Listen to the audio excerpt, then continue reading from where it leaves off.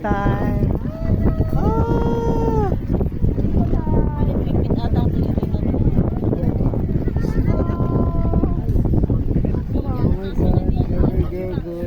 my God, you're very good.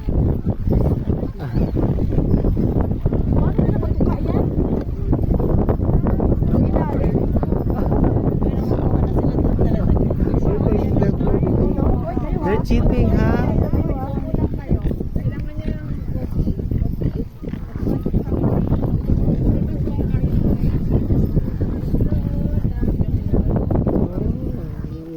I'm darling in the hand. Oh my God. Oh. They're cheating. Utak din naman ano. Niwan na. Pinagkagulupan na yung drone.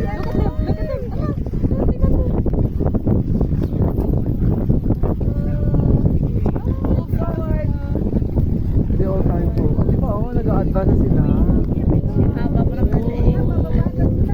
They're thirsty. They need to drink water. Eat as much as you can. Ano yan? Unlimited. Di ba? Eat as much as you can. Eat as much as you like. Sila o parang asan?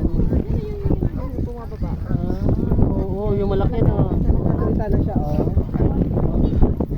Good afternoon everybody, welcome to the Abbotsbury Swannery and our 4 o'clock feed. My name is Charlie, we have Imogen feeding the swans this afternoon, and what we're trying to do at the moment, our aim with our barrow full of wheat down here is to bring all of our non-breeding birds, which are simply all of the birds in the water and on the land, down into the water so we can simply keep them out of the way, because at the same time as we're doing this feed, my colleagues are going to be going around the rest of the nesting site to feed all of the families with cygnets and those pairs around the site as well. And at the moment we have around about 700 non-breeding swans down here, and normally at our feeds we do actually ask you to come and help us, but at the moment, as you've probably seen with our signage, and the current avian influenza situation for the entire country at the moment and on the reserve, we can't have you out helping at the moment just because of the close proximity to the birds, but hopefully this will be back up and running in the next couple of weeks.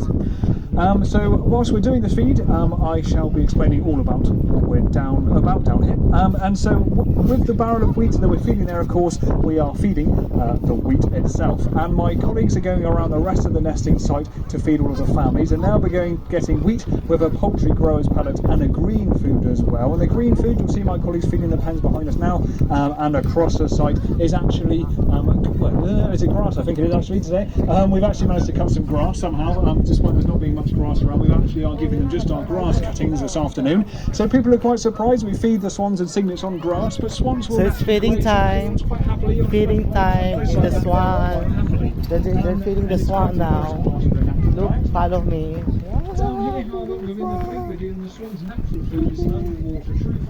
Yeah. It's grass. They're coming here as well. It's a family.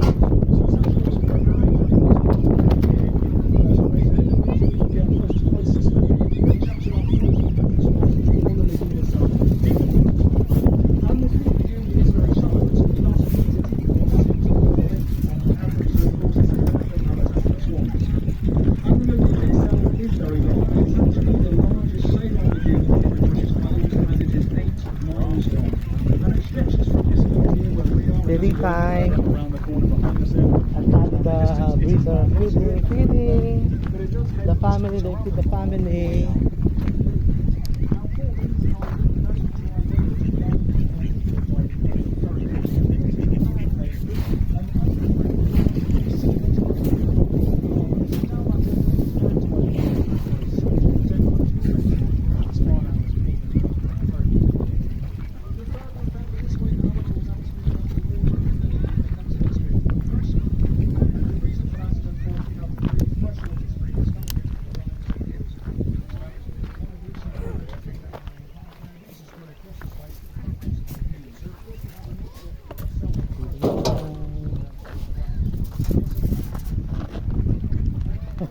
Enjoying. Oh, this one is here as well. Oh, they're lovely.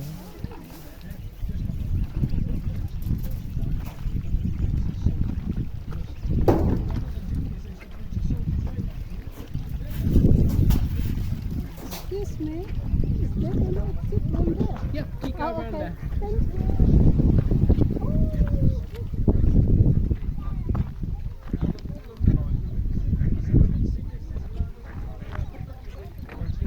lovely.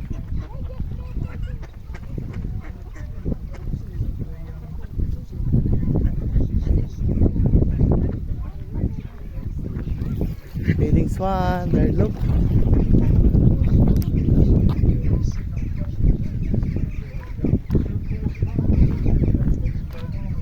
Look, there are lots of swan. Family swan.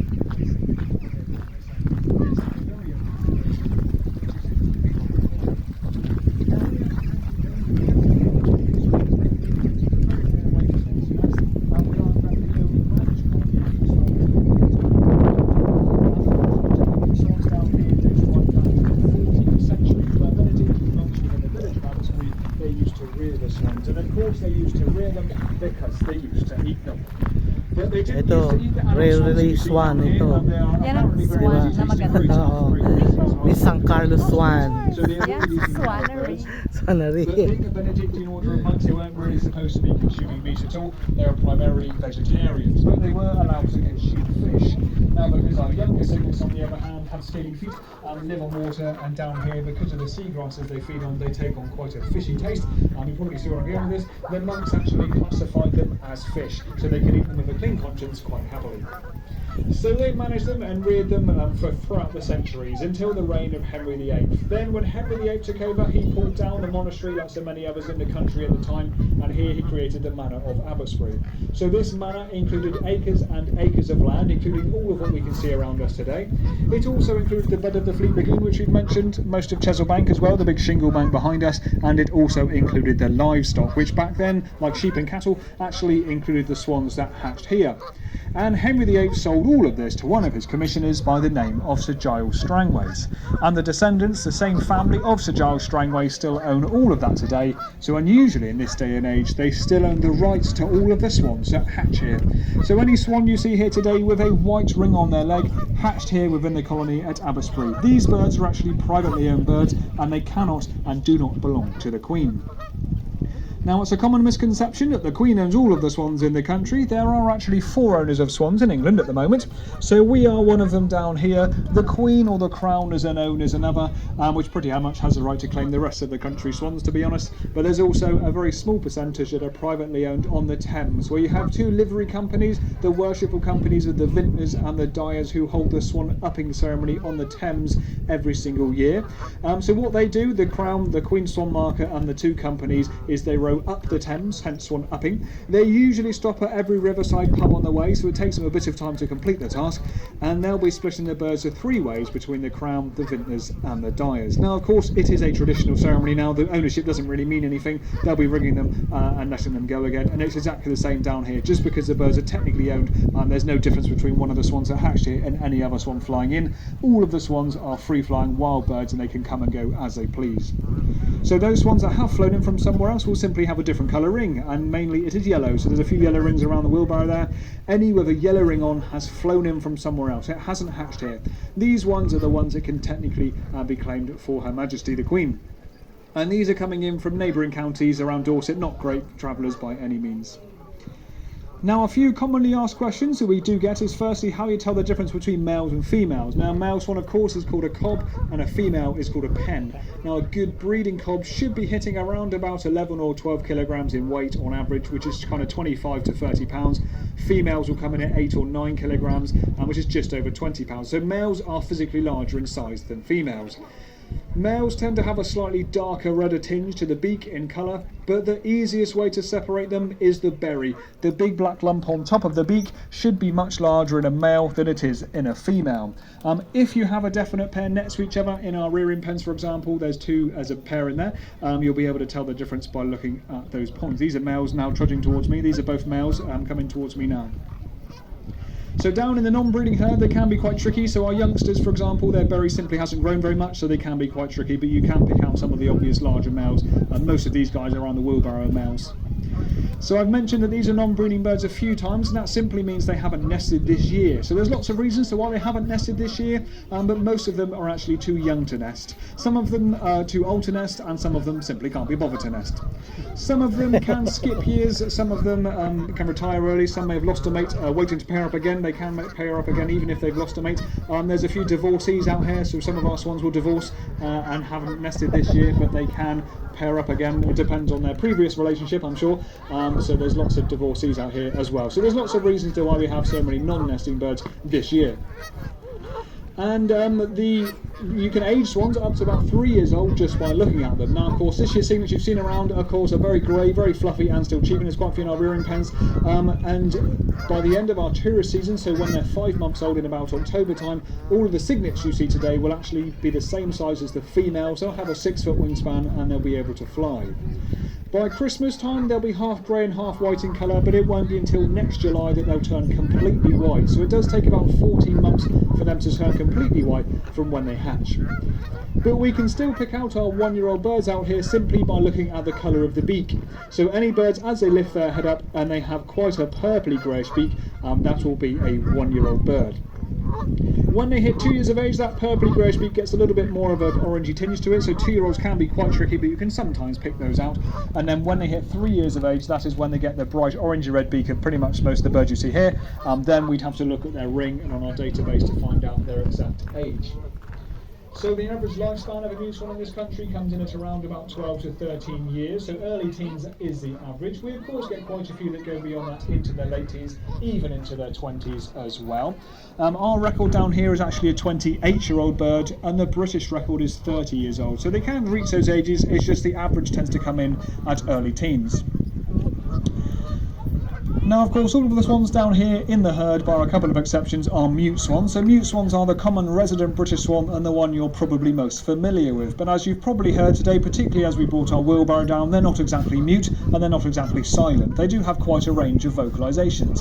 But the reason they are called mute swans is because they are simply much, much quieter than two other truly wild swans we get visiting us in the winter time. You have the hooper swan, which migrates down from Iceland and Scandinavia, and the Buick swan, which migrates all the way over from Arctic Russia. They are a winter visitor to the UK, and they are simply very, very noisy. So by comparison, our 700 mute swans, as you can hear, are relatively quiet. The noise we're hearing is actually the geese, so that is why swans are called mute swans. So we have a couple of other types of swans. We do actually have a single hooper swan here at the moment. So there he is at the back with a big yellow and black beak. So that's Ralph, our hooper swan, right at the back there on his own. So the hooper swan that we have here, of course, it isn't the winter yet. So he's here on site out of season. But we actually had to rescue him. He actually crash landed in a local fish farm. Couldn't get out again. He sustained an injury on his wing, and we nursed him back to health here for a couple of months, and then we released him onto the fleet. And the reason we released him here is because every winter we actually get wild swans visit us. The plan was that he would kind of buddy up with them and then follow them back up to Iceland, but we rescued him about 5 years ago, and he hasn't left since, so he must like it here somewhat. So that's our hooper swan. And we also have some black swans. We actually have 7 black swans on site at the moment. There's one just behind me down here. There's another one just over there at the back. All their heads are down at the moment. There's a couple at the back over there amongst the swans, so you can see them as they lift their heads up. There's 2 out there. There's one right down here as well. So we do actually have 7 black swans on site at the moment. So black swans are actually native to Australia. They shouldn't be in the wild in Britain like this at all. Of course, they haven't flown all that way. These ones have either escaped or been illegally released from captivity. Now, it's perfectly fine to have them in collections. Zoos and places like that have them quite frequently, but as I say, it is illegal to release them. So these ones have escaped or been released. They're not ours. We don't know who they belong to. They're not causing us any problems, so we just leave them alone. Despite being that little bit smaller than the native mute swan, as you can see, they are actually much more aggressive. So they can have large territories in a colonial situation like this. And in Australia, they tend to come into their breeding condition after the raining season over there. So of course in Britain, they can be in pretty much permanent breeding condition all year round, thanks to our lovely weather. And finally, I'll just mention our elephant in a room, our Canada geese. So as you can see, there's quite a few Canada geese on site at the moment, but this number is actually down a bit on what we had in June. So in June, we actually had a count of over 1,000 Canada geese on site. And all of these geese are actually non-breeding birds. So they have come here to go through their annual molt. So even though they're getting a bit of food, they're not really here for that. They're here for the safety of the water and the beach, because throughout their annual molt, they can't actually fly. So it takes about 5 weeks to go through this molt. The swans are doing exactly the same thing now as well. And it is just a kind of a temporary visitor that we have. These guys are a feral population now. They're only coming in from around Dorset and just beyond, and unfortunately that's why we have avian influenza on the reserve at the moment, because they brought it here. So that's our Canada geese, but within the next week or so they'll be leaving us, thankfully, and we'll get a bit of a peace and quiet back again on the site. Okay, I think I covered most of the points now. If you have any questions, myself and Imogen will be around, so please ask away. And it's a beautiful afternoon, so I hope you enjoy the rest of your visit, and thank you very much for listening. Thank you. Thank you. Thank you. So yan ang sinasabi niya sa swan. Maraming swan dito. Maraming aswang. Aswang. Pwede na lutuin. Turkey. Diba? Thank you for like, and don't forget to subscribe to Indoy Loleng. Like and subscribe please. Para naman dumami aking mga subscriber. Thank you for like. See you. Bye.